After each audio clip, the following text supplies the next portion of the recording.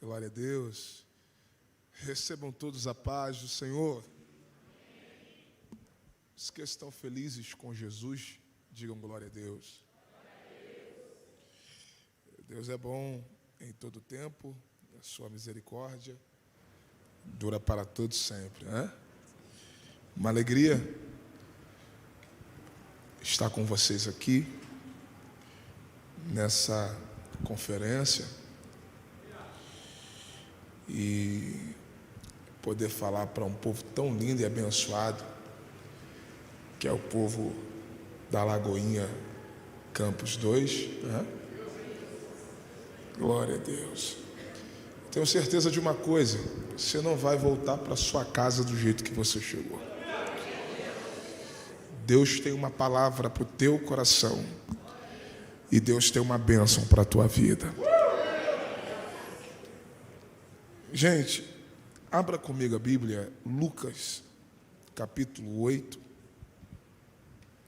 O Santo Evangelho de Jesus, escrito por Lucas, capítulo de número 8. Eu queria compartilhar com vocês aqui algumas coisas. Evangelho de Jesus, escrito pelo doutor Lucas, capítulo 8. Eu quero ler alguns versículos, obrigado. A partir do parágrafo de número 22.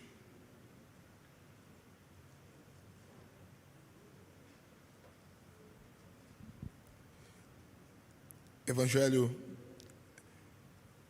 de Jesus, escrito por Lucas, capítulo de número 8, o versículo 22 está escrito assim: Ora, aconteceu em um certo dia que ele entrou no barco com seus discípulos e disse-lhes: Vamos para o outro lado do lago. E eles partiram. Mas enquanto navegavam, ele adormeceu. E desceu uma tempestade de vento sobre o lago e enchiam-se de água, estando em perigo. E chegando-se a ele, o acordaram, dizendo: Mestre, estamos perecendo. E ele, levantando-se, repreendeu o vento e a fúria da água, e eles cessaram, e houve calmaria. E ele disse-lhes: Onde está a vossa fé? E eles, temendo, maravilharam-se, dizendo uns aos outros: Que tipo de homem é este, que ordena até aos ventos e à água, e eles lhe obedecem? E você diz amém? Amém. Redobre a sua atenção. Quero louvar a Deus pela vida do pastor Rafael, toda a liderança dessa casa. Muito grato pelo convite. Estamos diante de um texto, e esse é um dos textos do Evangelho escrito por Lucas que chama a minha atenção, causa no leitor um impacto, até porque você encontra nesse texto 4 grandes milagres, posso dizer assim, realizados por Jesus. O primeiro grande milagre que você vai encontrar aqui é Jesus acalmando a tempestade, mostrando que ele é tão poderoso que até a natureza se submete ao poder da sua palavra. O segundo grande milagre que você encontra no texto é quando Jesus chega em Gadara, e lá do outro lado existe um homem completamente possesso de uma legião maligna. Jesus foi naquele lugar para destronar aquela legião maligna, lembrando que a cidade de Gadara era a primeira cidade de um conjunto de cidades que a Bíblia chama de Decápolis. Então, aquele homem era a porta de legalidade para que aquela legião de demônios atuassem naquele conjunto de cidades. Vocês sabem que demônios são espíritos. E para eles habitarem em um mundo físico, eles precisam de um corpo ou de uma porta de legalidade. Então Jesus foi lá, repreendeu a legião, libertou aquele homem, provando que ele é tão poderoso, mas tão poderoso, que até o império das trevas se submetem ao poder da sua palavra. Nesse mesmo texto você encontra outros milagres. Por exemplo, Jesus, ao retornar, ele entra numa cidade chamada Cafarnaum, e um homem muito influente, um grande homem naquela cidade, um dos principais da sinagoga, e a Bíblia diz que o seu nome era Jairo, ele está com a sua filha muito doente, muito enferma, e ele foi até Jesus para que, por intermédio de Jesus, a sua filha obtesse a cura tão desejada. Só que é dentro desse processo em que Jesus está indo para a casa de Jairo que uma mulher rouba a cena.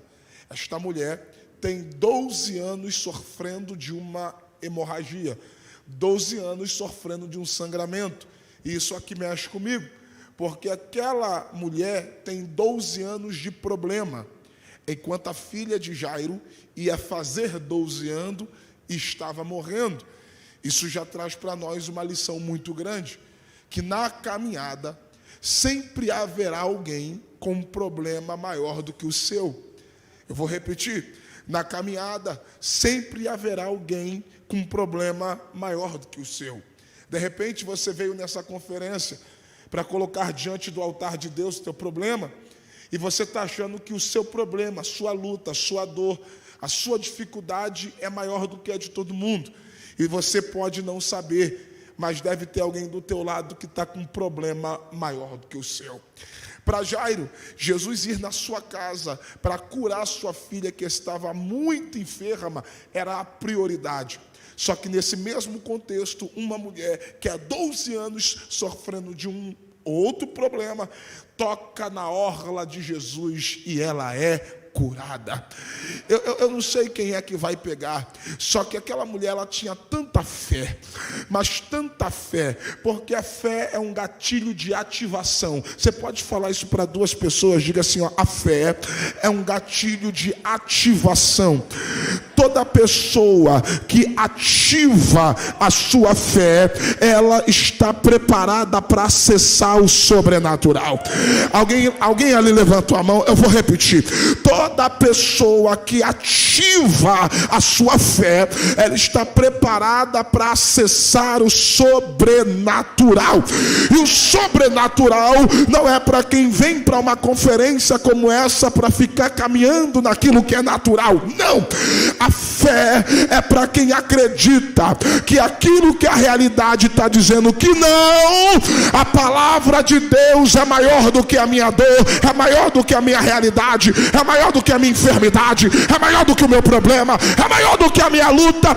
Eu vim debaixo da autoridade de Deus para dizer para alguém: hoje começa um tempo de sobrenatural na tua vida, de sobrenatural na tua história. Tem alguém para crer? Faz o barulho que o diabo não gosta.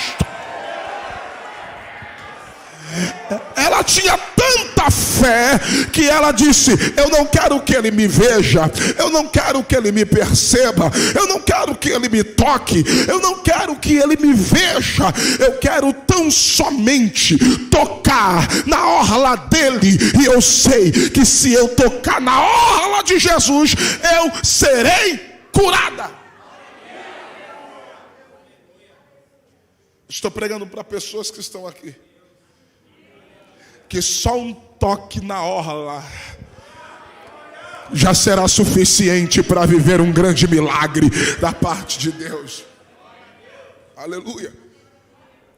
Então essa mulher toca e recebe a cura, provando que Jesus tem tanto poder, mas tanto poder, que até a enfermidade, e quando eu digo a enfermidade, eu não digo uma enfermidade, quando eu digo a enfermidade, eu digo todas as enfermidades se submetem ao poder da sua palavra. Eu não sei como é que você entrou aqui. De repente tem alguém que está me ouvindo que está lutando contra uma enfermidade. De repente você tem alguém na sua casa que está lutando contra uma enfermidade. Só que você entrou numa conferência e em ambientes proféticos palavras se tornam decretos. Deus me trouxe aqui para dizer para alguém: se prepare, porque haverá cura divina chegando lá na tua casa. Haverá cura divina chegando lá no teu endereço. Se tem alguém que crê na vitória, faz mais um barulho de glória a Deus. Então Jesus também prova o seu poder sobre a enfermidade. Aí o legal dessa história é que quando Jesus termina de atender a necessidade daquela mulher, até porque você sabe que ela toca na orla e Jesus para. Jesus para, pergunta: quem me tocou? E quando Jesus está perguntando quem me tocou, a ideia é que parece que Jesus está perdido no meio do povo. Quem me tocou? Quem me tocou? Não. Jesus, quando para e Jesus se vira e ele pergunta: quem me tocou? Qual é o seu nome? What's your name? Aline. Quando Jesus vira, ele está olhando para ela e está perguntando: quem me tocou? Pastor, como assim? O texto diz que Pedro entra na frente e diz: mestre, a multidão te aperta e te oprime. E o Senhor está perguntando quem te tocou? Jesus continua olhando para ela e diz: alguém me tocou, porque de mim saiu poder.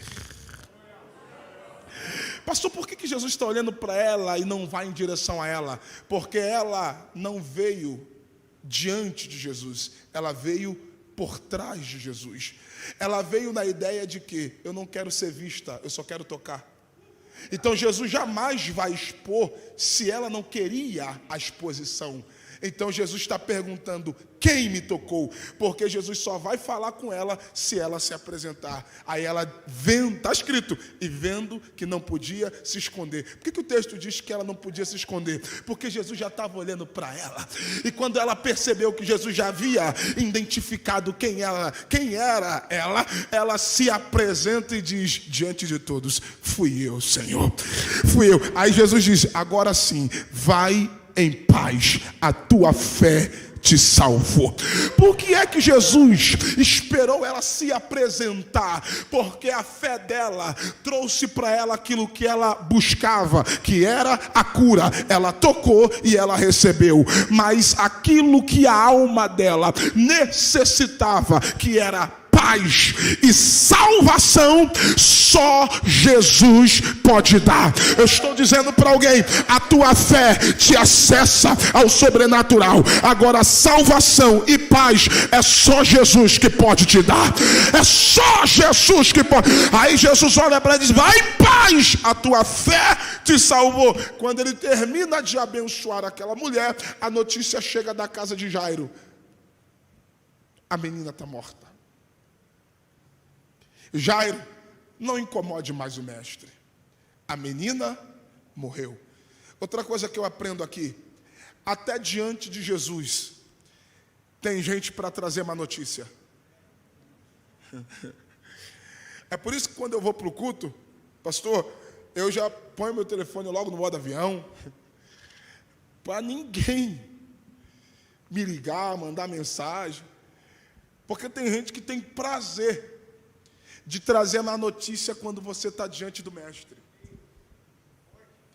Quando a notícia chega que a menina está morta, antes que Jairo se entristecesse, Jesus segura na mão dele e diz: não temas, crê somente. Por que Jesus manda ele crer? Porque o que mantém a fé acesa é a minha capacidade de acreditar.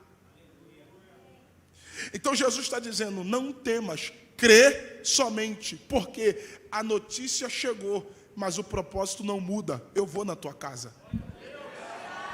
Alguém ali levantou a mão, eu vou repetir. Jesus disse assim: não temas, crê somente, porque a notícia da morte chegou. Mas quando Jesus saiu da praia, ele saiu rumo à casa de Jairo. A mulher roubou a cena, mas Jesus não muda o propósito. Eu vou chegar na casa de Jairo. Eu tenho uma palavra para quem trouxe glória para o culto. Depois desse culto, depois dessa conferência, o propósito não muda. Jesus vai te levar até a tua casa. Ele entra contigo, ele habita contigo, ele vai permanecer contigo. Jesus disse aos seus discípulos: eu permanecerei convosco. Esta é a palavra para a tua vida. A conferência vai acabar, mas a presença de Jesus vai permanecer. O culto vai terminar, mas Jesus entra no teu carro contigo, Jesus vai na condução contigo, Jesus vai até a tua casa. Ele não muda o propósito. Pastor, por quê? Porque quando ele chega na casa de Jairo, você conhece a história. Ele entra no quarto, e aqui já é uma outra mensagem. Aí ele diz para a menina se levantar, o morto ressuscita, porque enquanto eles tratavam a morte como morte, Jesus tratava a morte da menina como sono. E só Jesus para fazer isso. Para nós, aquilo que morreu não tem mais jeito. Para nós, aquilo que morreu não volta mais. Para nós, aquilo que morreu é impossível. Jesus diz: não, está dormindo. A hora que eu chegar, eu desperto do sono. Jesus, ele é tão poderoso, mas tão poderoso, que até a morte tem que se submeter ao poder da sua palavra. Eu estou com uma palavra profética para quem trouxe mão para levantar e boca para dar glória a Deus. Aquilo que estava morto na tua história, aquilo que estava morto no teu casamento, aquilo que estava morto nos teus projetos, eu não sei o que na tua vida havia morrido, mas esta noite tem um avivamento sendo gerado em ti. Tem um avivamento sendo gerado desta conferência. Se alguém crê no milagre, enche essa casa de adoração agora. Aleluia. Então você percebe, são 4 grandes milagres. É a cura de uma mulher há 12 anos sofrendo, é a ressurreição da filha de Jairo, é a libertação do endemoniado gadareno, e Jesus acalma a tempestade. E por que é que eu li com vocês essa passagem? Porque é aqui que tudo começa. Jesus entra num barco, o texto diz: num daqueles dias. Esse dia aqui é um dia como qualquer outro. E eu não sei se você vai pegar as maiores tempestades na nossa vida. Vem quando tudo parece que está normal. Já percebeu que as tempestades que você enfrenta, as tempestades que nós enfrentamos, ela não vem quando a meteorologia avisa que ela vai chegar. Não. Na maioria das vezes, as maiores tempestades da nossa história é quando menos estamos preparados para enfrentá-las. E o texto diz que num daqueles dias, Jesus entra num barco com o seu discípulo. Só que eu estou falando de Jesus. Eu estou falando de quem? Eu estou falando de um cara que tem tanto poder que quando ele dá a sua palavra, a natureza se submete. Quando ele dá a sua palavra, os demônios se submetem. Quando ele dá a sua palavra, a enfermidade se submete. Quando ele dá a sua palavra, a morte se submete. Então esse mesmo Jesus entra no barco com os seus discípulos e diz: passemos para o outro lado. Eu preciso ser profeta na vida de alguém, porque o maior milagre não é quando ele acalma a tempestade. A maior certeza daquela viagem não é quando ele se levanta por causa do desespero dos discípulos e repreende o vento. Não! A maior certeza dessa viagem é quando Jesus, antes de começar, ele libera uma ordem. E qual é a ordem? Passemos para o outro lado. Pastor, por quê? Porque isso aqui não é uma tentativa. Jesus não disse, vamos tentar chegar. Isso aqui não é uma possibilidade, vamos ver se vai dar. Não, Jesus quando diz passemos, isso é uma ordem diretiva, é mais ou menos assim, independente do que for acontecer, eu vou chegar do outro lado. Alguém levantou a mão? Eu estou dizendo para alguém nessa conferência, se Jesus já deu a palavra que você vai chegar, pode vir o que vier, você vai chegar. Se Jesus já deu a palavra sobre o teu ministério, ei, pode vir luta, pode vir perseguição, rejeição, pode vir adversidades, tempestades, pode se levantar quem quiser. Se Deus já liberou a palavra, você vai chegar. Se Deus falou que a tua casa vai chegar, vai chegar. Se Deus falou que o teu ministério vai chegar, vai chegar. Se Deus falou, pastor Rafael, que esta igreja vai chegar, vai chegar. Se Deus falou que teu casamento vai chegar, vai chegar. Eu não estou preocupado com o que pode acontecer, eu estou agarrado na palavra que Ele já liberou. Eu vou chegar do outro lado.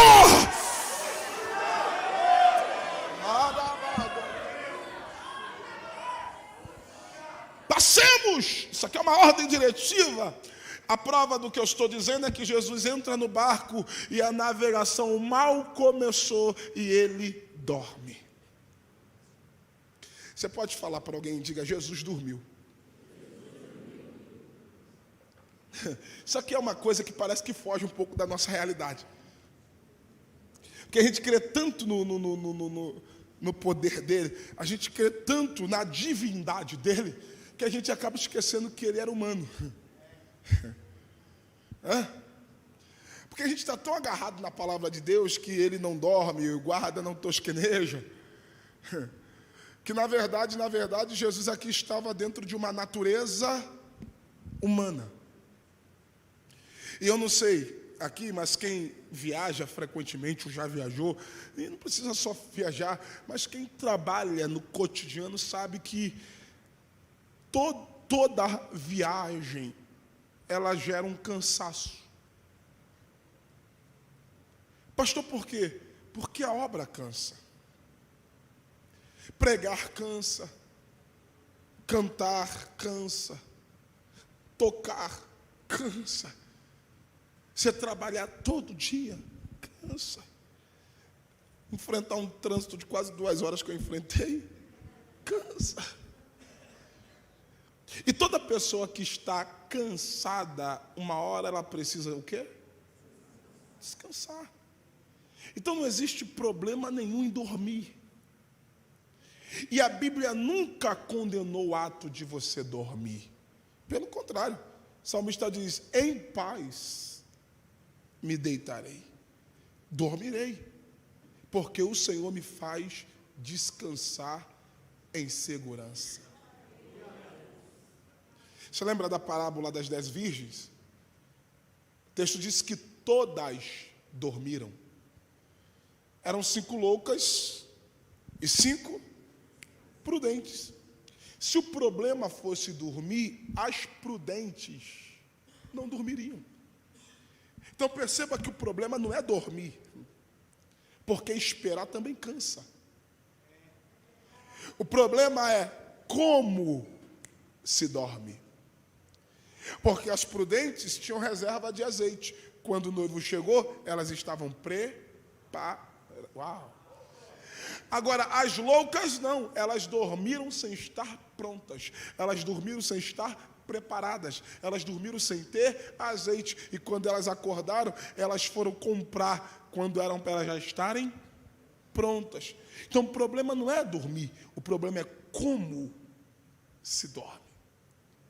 Eu estou falando de Jesus. Jesus entra no barco e dorme. Só que, gente, esse sono aqui não é apenas o sono de alguém que precisa repor as energias. O sono era profundo. E eu posso falar um negócio aqui, sem medo de errar. Até o sono de Jesus nesse barco fazia parte de um propósito.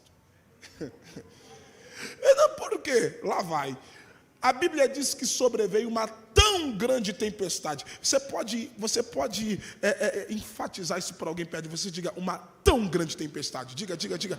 Uma tão grande tempestade. E por quê? Por que uma tão grande... Lá vai. O problema no mar da Galileia nunca foi a tempestade. E eu estive lá tem menos de 15 dias.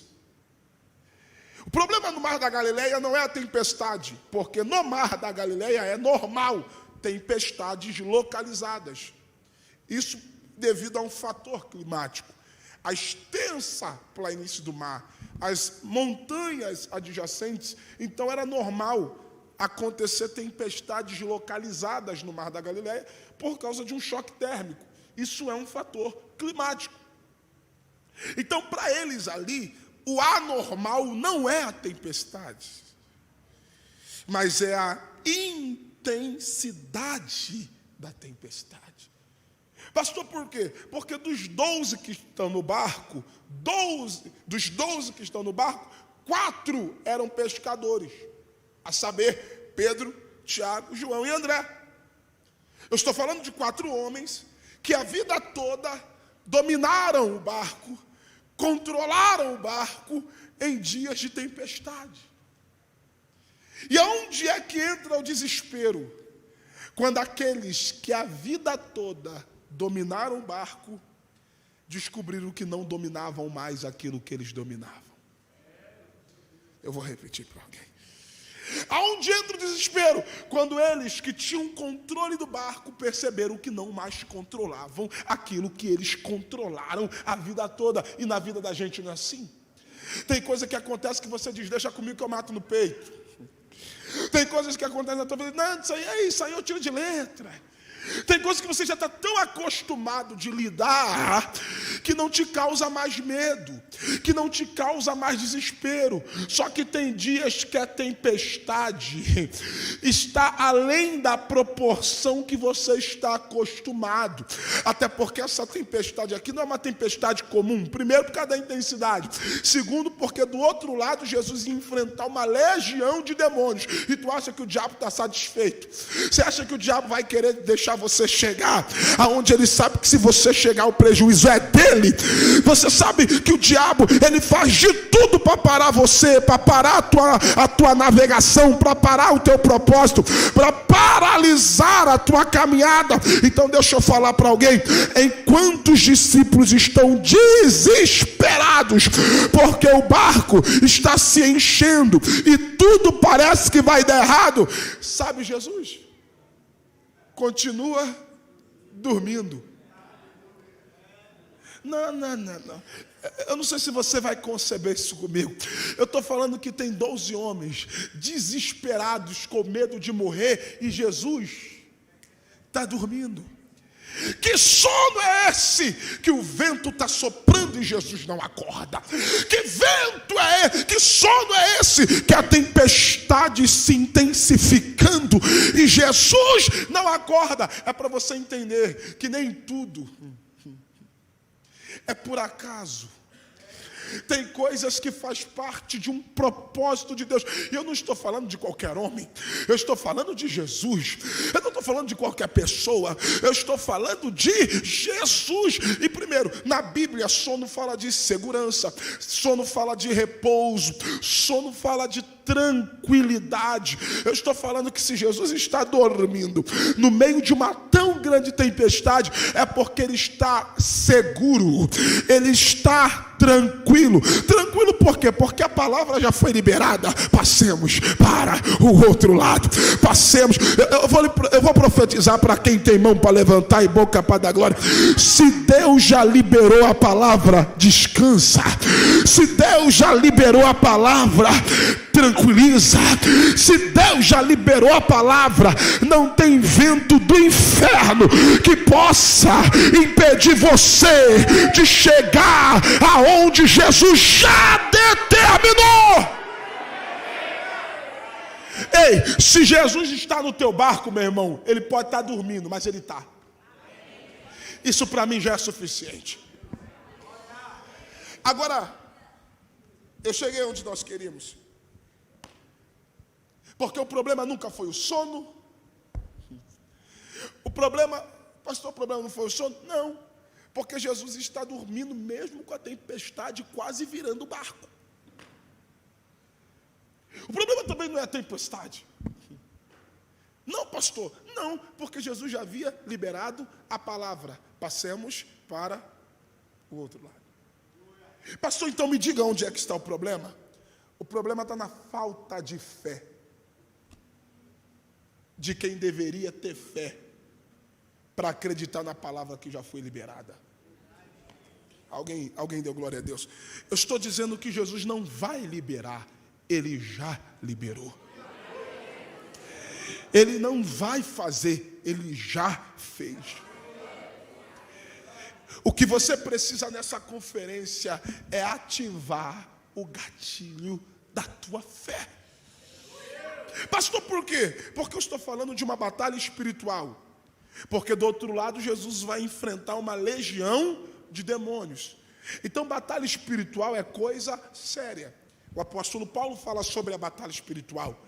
Ele diz que nossa luta não é contra carne nem sangue, mas contra principados e contra potestades. Então Paulo vai falar sobre armaduras espirituais. E dentre as armaduras espirituais, o que foi que o apóstolo disse? Tomai o escudo da fé. Tomai o quê? Então eu estou dizendo que a fé é um escudo. Eu não sei se você já viu filmes de guerra, filmes de época. Eu gosto muito de assistir esses filmes. Eu gosto muito de ver Troia, eu gosto de ver Gladiador, eu gosto desses filmes assim, 300, né? É mentiroso, mas é verdade. A gente vai vendo esses filmes. E nesses filmes de guerra, você pode perceber que todo guerreiro, para entrar numa guerra, ele pode perder depois, mas todo guerreiro, ele para entrar numa guerra, ele carrega consigo o seu escudo. Pastor, por quê? Porque assim como a espada é fundamental para uma batalha, o escudo também. Porque com a espada você ataca, mas com o escudo você defende. Alguém entendeu? Eu vou repetir. Com a espada você ataca, mas com o escudo você defende. Eu não preciso dizer que a espada é a palavra. E o escudo que te defende é a fé. Então não tem como entrar em batalha espiritual, e nós vivemos uma constante batalha espiritual, e não dá para entrar em uma batalha espiritual sem aquilo que vai te proteger dos ataques, dos dardos inflamados do maligno contra a tua vida. E se você for lá no Salmo 91, eles vão falar sobre isso, nessa batalha espiritual. Olha o que o salmista diz: tomai o escudo e broquel. E quando ele fala de escudo broquel, ele está dizendo que existem dardos inflamados e setas que voam de dia, que se te atingirem, você pode ser paralisado dentro deste processo de navegação, dentro desse processo de caminhada. Então eu não sei quem vai pegar. Quando Jesus ele se levanta, Jesus identifica qual é o problema. Pastor, e qual é o problema? A falta de fé. A prova é que eu gosto da fala de Mateus a respeito dessa tempestade. Em Mateus também, no capítulo de número 8, Mateus diz que quando Jesus se levanta, a primeira palavra dele não foi para a tempestade, porque não foi o vento que o acordou, não foi a tempestade que o acordou. Mateus diz que quando Jesus se levanta, a primeira palavra do mestre foi para quem tirou ele do sono, Jesus se levanta e diz para os discípulos: homens de pequena fé, homens de pequena fé. E segundo as palavras de Mateus, quando Jesus termina de revelar para os discípulos o nível, o grau de fé deles, que era pequeno, Jesus repreende a tempestade. Jesus acalma o vento e acalma o mar. E o que é que acontece? O texto diz que eles foram tomados de temor e tremor. Temor e tremor, a ponto de um acotovelar o outro e dizer: quem é esse? Quem é esse que manda? E o vento e o mar lhe obedecem. Quem é este que manda e o vento e o mar lhe obedecem? Eu vou liberar, eu estou arrepiado. Eu vou liberar isso aqui. Eu vou liberar para quem tem glória para dar para Deus. O problema aqui era a falta de fé. Então Jesus chama os discípulos e diz: aonde está a fé de vocês? Como é que vocês vão entrar em uma batalha se vocês não têm o escudo de defesa desta batalha espiritual? Então Jesus, ele não só revela, mas Jesus vai tratar o problema deles, que era a falta de fé. E como é que Jesus vai tratar? Jesus vai dar uma injeção de fé em quem não tem. Quando ele manifesta o seu poder sobre a natureza, sobre a tempestade, sobre o vento, e os discípulos recebem tanto poder que quem não tinha agora está tomado de temor e tremor, dizendo: quem é este? Quem é este que manda? E o vento obedece. Já tem alguém de mão levantada? Eu estou sentindo graça. Eu estou sentindo graça nessa palavra. Eu não sei quem vai pegar. Lá em Mateus capítulo 14 existe uma outra tempestade, a segunda tempestade. E nessa segunda tempestade, Jesus não estava no barco. Nesta segunda tempestade, Jesus veio andando por cima das águas. Jesus veio andando por cima das... Já era para tu ter dado glória. Ele veio andando por cima das águas. E aí, pastor? E aí que quando os discípulos viram Jesus, eles ficaram desesperados. Porque tem gente que uma viagem só não dá não. Eles ficaram desesperados, porque eles acharam que era um fantasma.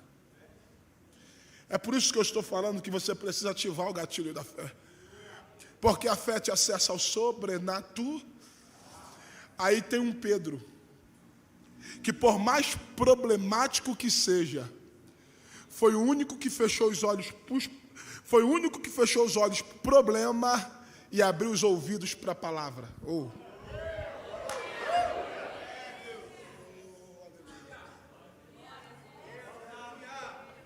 O mais problemático entre os 12 foi quem fechou os olhos para o problema e abriu os ouvidos. Ele disse: calma aí, se é tu mesmo, manda-me ir ter contigo. Uau. Não. Ele não disse: se és tu, estou indo. Ele disse: se és tu, manda eu ir. Porque se é qualquer outro empolgado, já saia pulando o barco, nadando de braçada, aí ia morrer na metade do caminho. Só que isso aqui para mim foi uma das atitudes mais inteligentes de Pedro. Por quê, pastor? Porque ele ouviu a voz de Jesus e a voz do mestre é inconfundível. Ele ouviu a voz de Jesus e ele disse assim: se és tu, manda. Por que ele diz se és tu, manda? Porque na primeira tempestade eles foram tomados de tanto poder que eles disseram: quem é esse que manda? Quem é esse que manda? e até o vento obedece. Pedro está dizendo o seguinte: se ele manda e o vento obedece, se ele mandar eu ir ter com ele por cima das águas, então não é por mim, é pela palavra que foi liberada. Não é, alguém levantou a mão, não é por mim, é pela palavra que foi. Por quê? Porque toda palavra que sai da boca de Deus, ele sustenta. Toda palavra que sai da boca de Deus, ela é autossuficiente. Aí Pedro disse: manda-me ter contigo. Jesus disse: então vem. Quando ele sai do barco, ele pisa na água, a água firmou. Ele pisa de novo, a água firmou. Ele pisa outra vez, a água firmou. Ele pisa a terceira vez, a água firmou.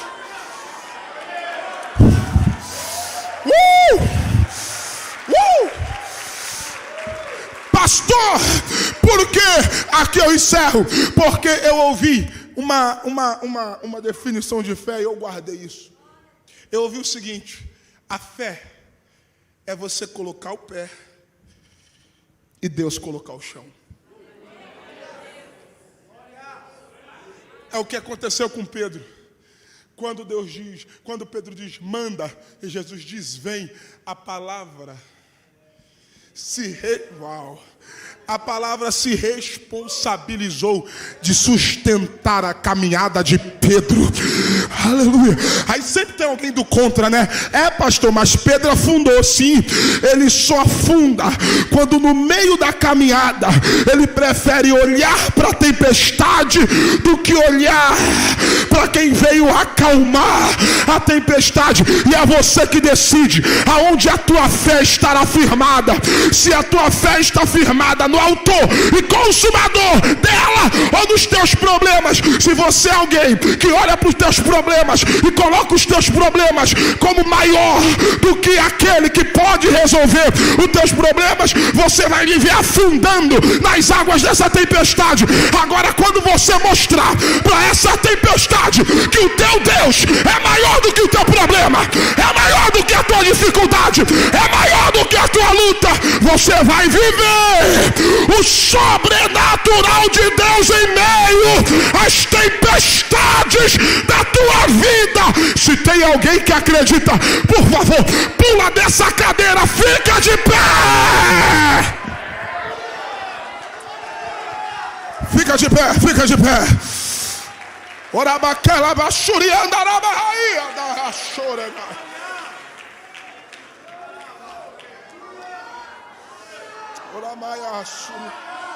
Aleluia. Cadê os vasos aqui? Eita glória.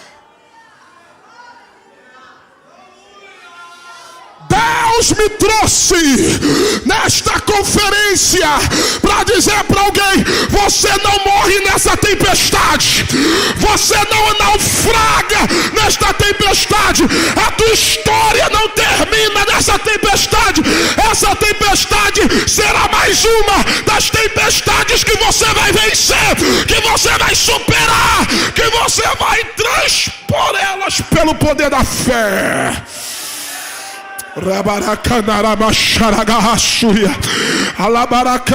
Jesus falou para mim: Renan, eu vou derramar poder sobre os meus filhos aqui esta noite. Deus vai te encher de autoridade, autoridade na palavra. Deus vai te encher de poder. Deus vai aumentar o teu grau de fé aqui esta noite. Aonde tiver alguém que acredita no sobrenatural, recebe agora o que o céu está liberando aqui.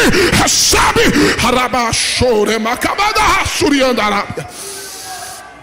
Oh, aleluia.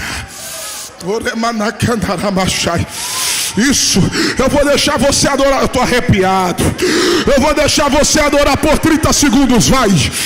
Eu vou deixar você adorar por 30 segundos, vai.